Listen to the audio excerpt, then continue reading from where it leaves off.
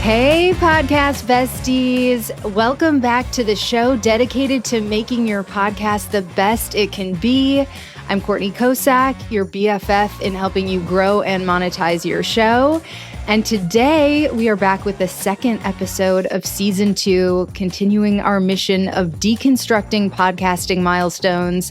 And we have an indie podcaster I so admire who has made the pivot to video and now has over 14K subscribers on YouTube and a monetized channel. Congratulations, Ashley. Thank you. Yeah, it's such an exciting milestone. Tell us about yourself. Yeah, so I'm the host of Taboo Science, which examines taboos through a scientific lens, everything from like cannibalism to kinks. And my latest season was all about trans identities. And yeah, I've been an indie podcaster for several years now, and I was kind of against video, and then I was regrettably into video, and now video is like all I want to do. So I'm a believer. I will spread the gospel. You're a convert. Yes. Well, you had such an interesting perch too, because you were at Descript for a while, which is kind of how we got to know each other. So give folks the Cliff's Notes of your podcasting journey that brought you to Taboo Science and a little bit about how that show has grown. Yeah, so I started out as a writer. I was doing science writing for a little startup called curiosity.com. We would do daily science stories that we decided having a daily science story really works well for having a podcast. So we turned that into a podcast, Curiosity Daily, which I co-hosted with Cody Goff, he came in as like the podcast expert, and I was the writer who would provide content and also be on mic. And I learned a ton from him. And over time, I learned more and more and started doing my own kind of trying to learn how to do my own editing and things like that.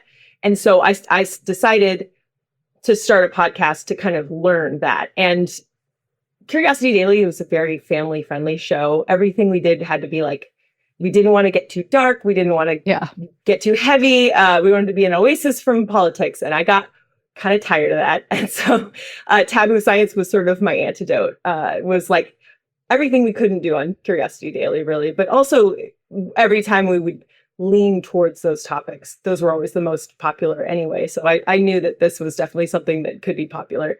So yeah, around when does everybody start their podcast? Around the pandemic, I started Taboo Science. And yeah, from there, it was audio only for a few years. And before I got the job at Descript, I started using Descript to edit my podcast. And I realized I could actually create video just as fast as I edited if I used Descript, because it's all right there. You can edit the audio and the video at the same time. And so I decided, what if I find the quickest route from Yes, I love this. Like audio to video, like absolutely no bells and whistles, just the cheapest, dumbest way to do this. And I don't want this to take any more time, like an hour tops is what I was aiming for. And so what I did is I just put a camera on when I was reading my script for the audio version. And it was like, I was looking at my screen, I had my headphones on, but there wasn't like a fancy backdrop. It was just like my office. And then I just put that on YouTube.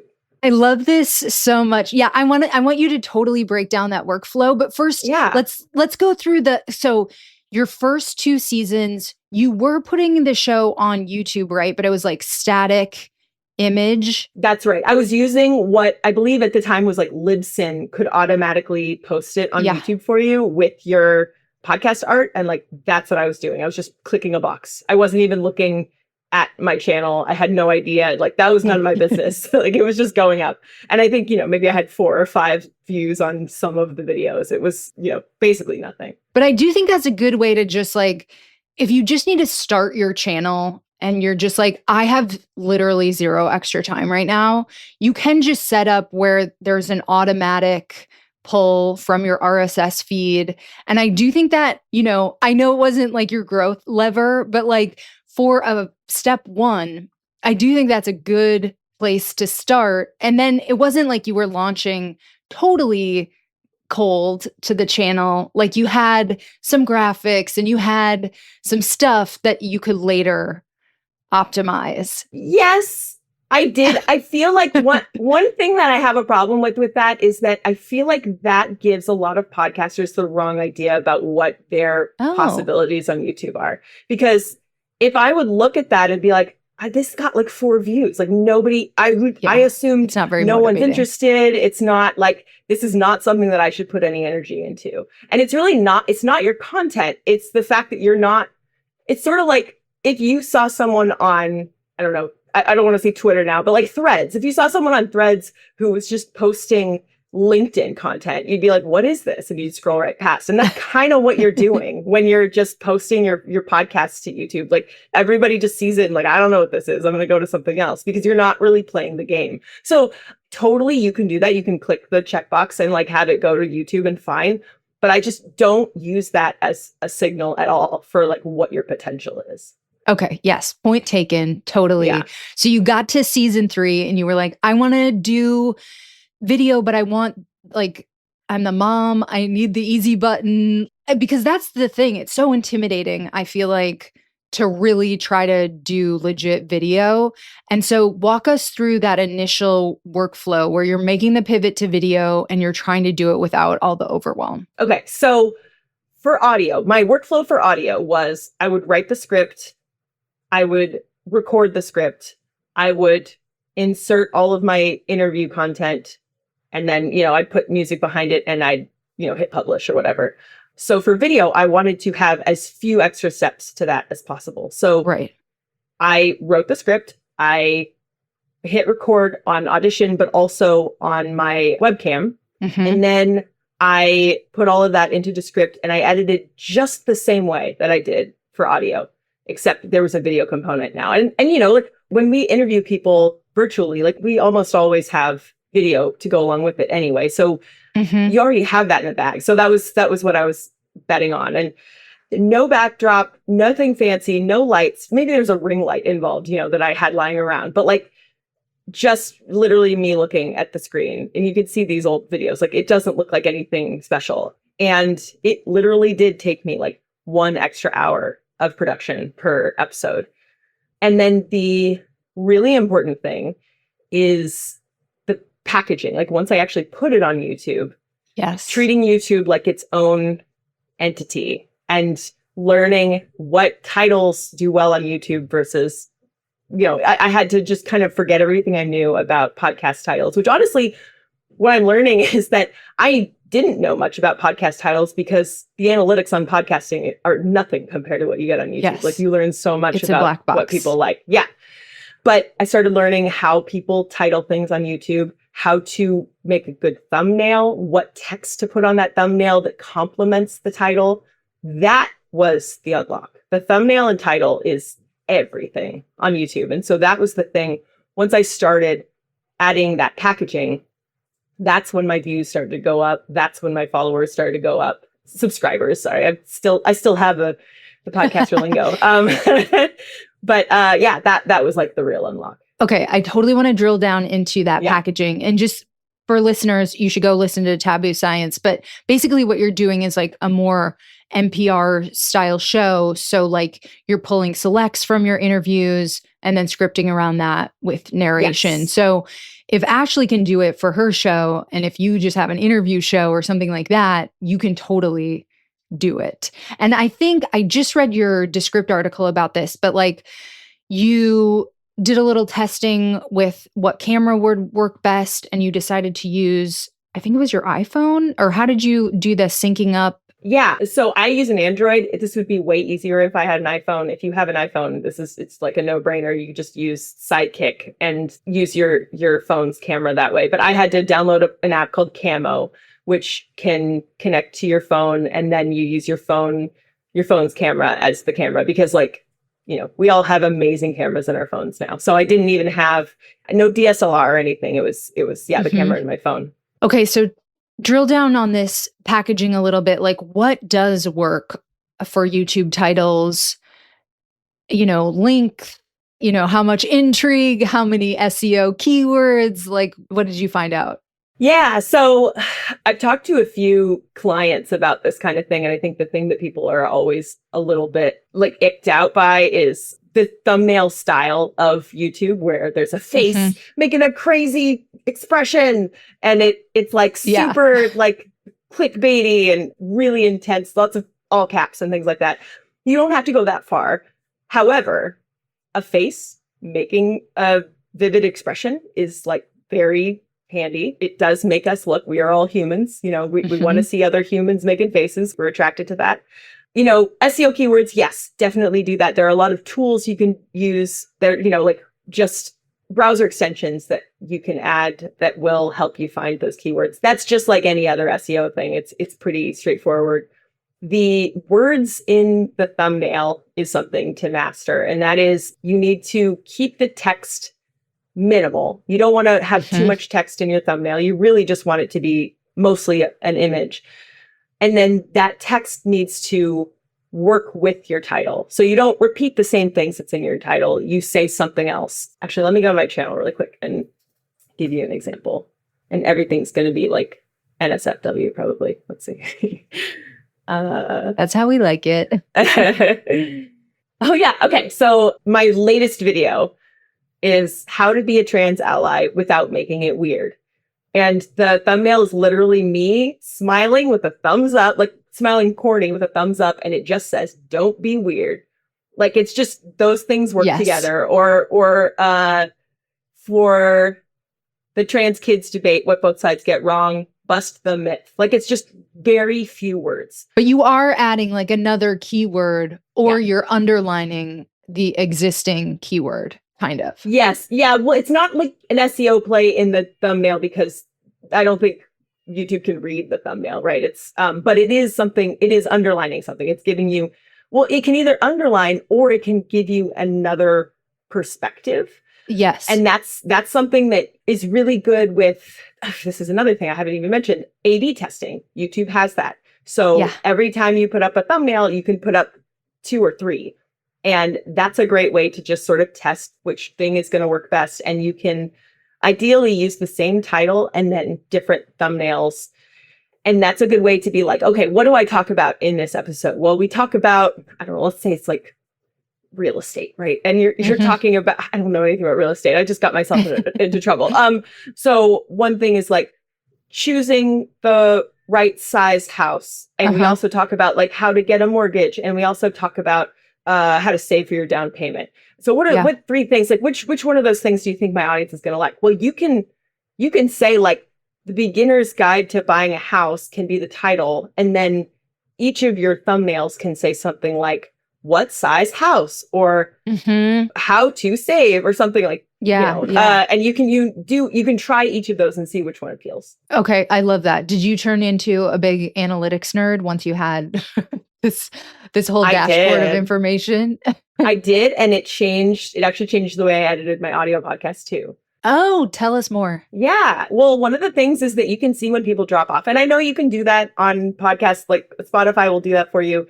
It's just so much more in my face on YouTube. I realized that by cutting out some of the beginning, making some of the beginning shorter, which is the advice you always get. It's like, I'm not Uh-huh. following it until I see the numbers. And I'm like, oh, yeah, maybe I should do that. So, cutting out some of the lead in.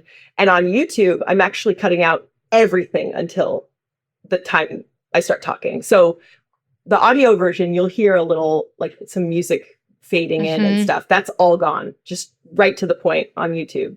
And this is helping me realize like what content my audience wants, not just my YouTube audience, but I can guess from seeing these numbers like what my audio audience is also going to like. Yeah, and part of the reason you were inspired to make this pivot in the first place is like growth potential, right? It's Yeah. like it's hard to grow an audio podcast.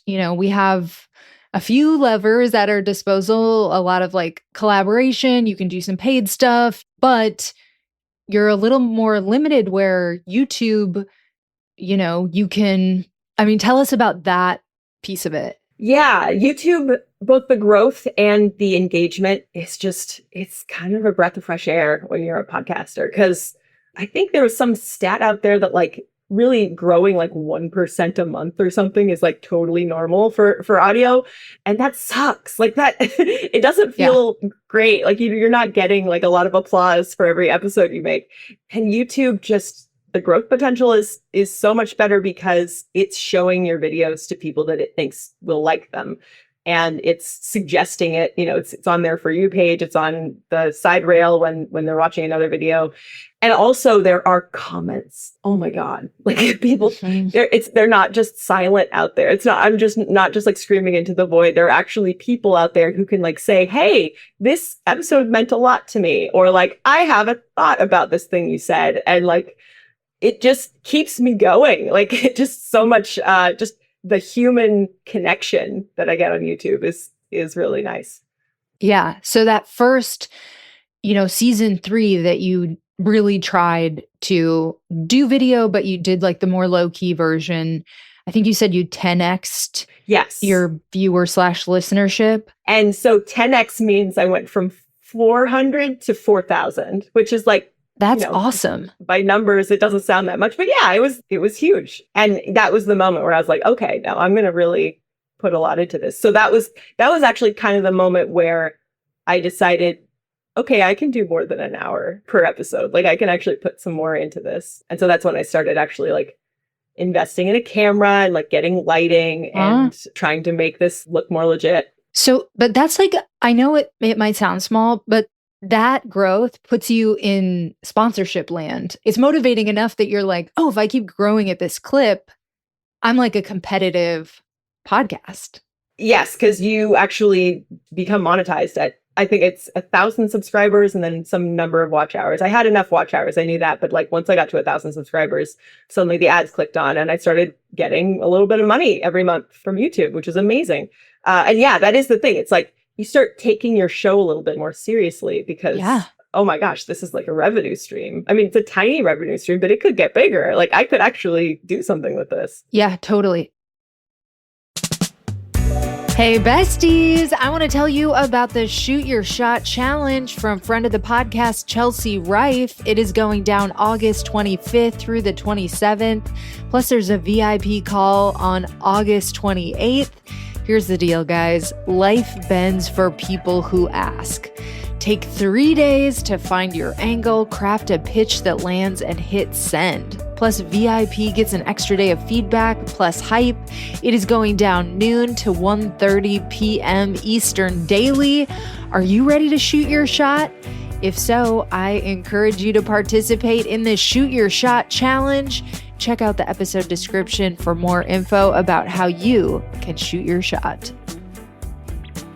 Okay, so tell us about the pivot from easy to good. Like you're like, okay, I'm sold on video. Now, how did you change your workflow when you were like, okay, now I'm going to optimize my video? So first step was get lighting, figure out how to do lighting. I mean, watched a bunch of videos on that. You can look up 3-point lighting on YouTube. That'll get you far. And I got a DSLR camera. I got a teleprompter so I can look straight in while I'm reading my script, which I'm doing right now. And not reading a script, but looking at you. So that was like the main thing. The first thing was to make everything look nice. And then the edits started getting a little bit cleaner. Actually, it took me a really long time. One thing that's different between video and audio is you can put in lots of pauses between sections and put in music breaks and stuff to kind of give some space or some, like a bumper between topics. And then what do you do on video when that happens? Like what video do you have? And so literally I was just putting like a purple background, just blank almost, between those times. That was another thing that I was just like, whatever, I don't care. And I was doing that for a very long time, actually, until this last season.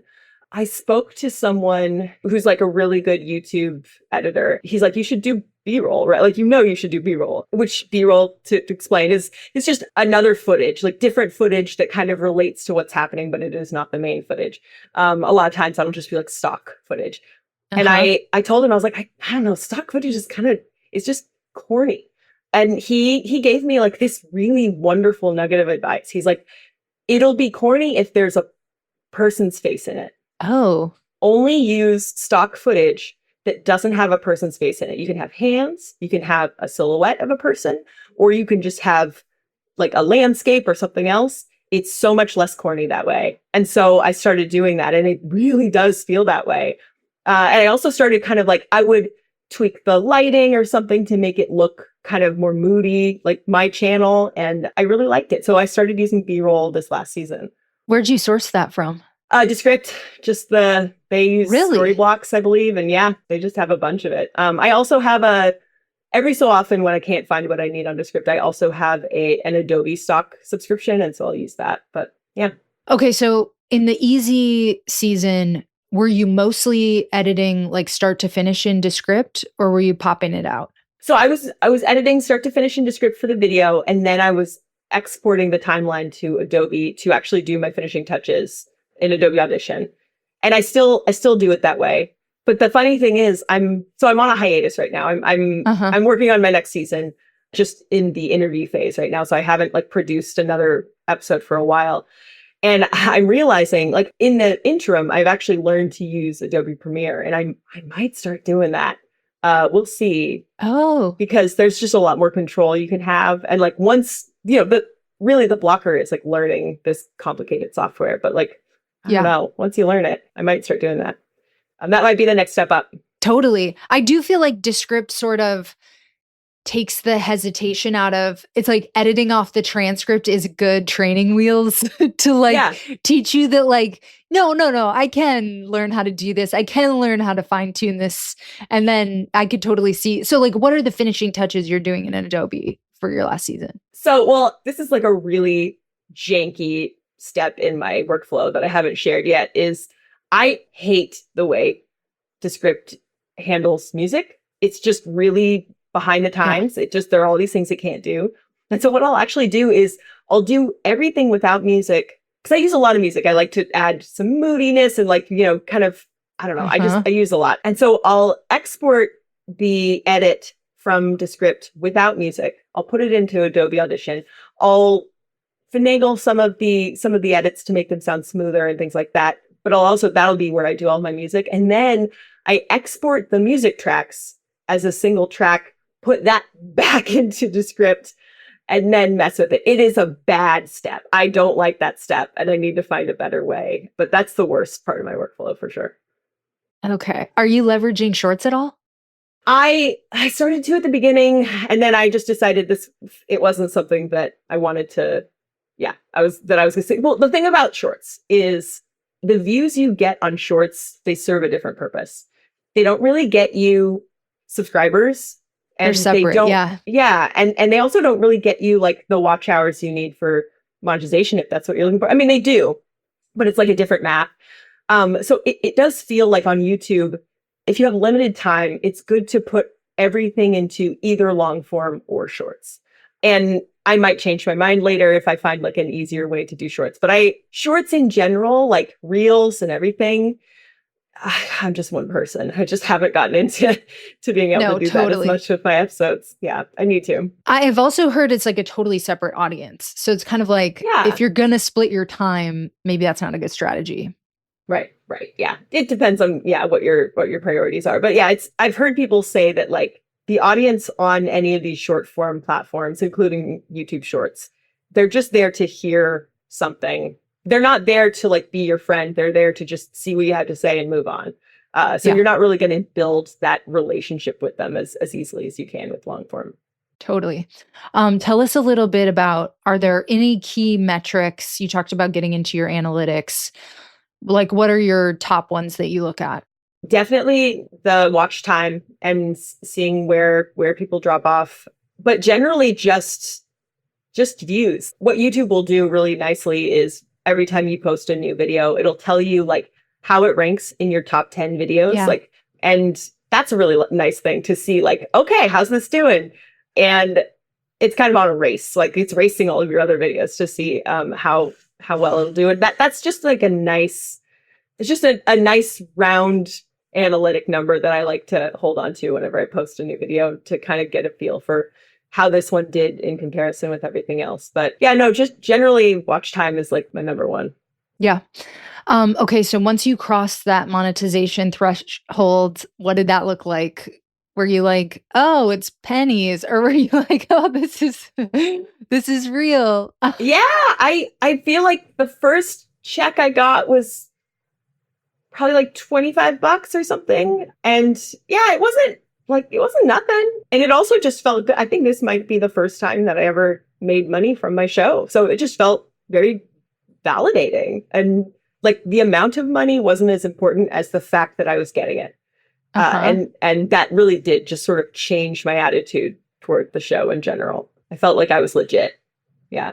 So if you were gonna, there's a bestie listening and they have a solid audio podcast, they have almost no YouTube presence, or they're just starting out, what would be like the highest leverage plan that you could recommend for them to get started? Like, let's say it's an interview podcast. What are the easy things from your journey that you would replicate or tell them to try? Yeah, if it's an interview podcast, that should be a very easy thing to make video, because you probably already have the Riverside or Rooms recording of your guest. But the highest leverage thing, even if you don't do video, even if you just have the audio and a waveform, the highest leverage thing you can do is learn how to make good titles and thumbnails. I think that an audio only show on YouTube can still grow an audience if they have the right thumbnails. Yeah. Wild West Extravaganza is like such a good example of that. Yeah. I think Josh does do more involved video today, but he crossed 10K. He wasn't. Yeah. Yeah. Just with like a good old-timey photo, an optimized title. Like, so it can get you far. You're totally right on that. If you were starting over, would you go straight to video if Taboo Science was starting today? Would you be like, it's worth the investment? Or do you think it's good that you kind of phased it? Yeah, that's a good question. Because me right now, I think I would just have started on YouTube. Like if I didn't have the identity of podcaster, which I do deeply. And so even talking about YouTube is like, feels weird. But I think if that was not a part of my identity, I think I would just go all in on YouTube and like learn the ropes that way. Yeah. Okay, sold. I'm sold. Thank you so much, Ashley. And thank you, besties, for tuning in. We have a special bonus segment just for paid subscribers. So we're going to end this video. And Ashley, I'm going to see you on the other side. All right. For more podcast besties, subscribe on Substack and become a paid subscriber for the juiciest tips. Bye, y'all.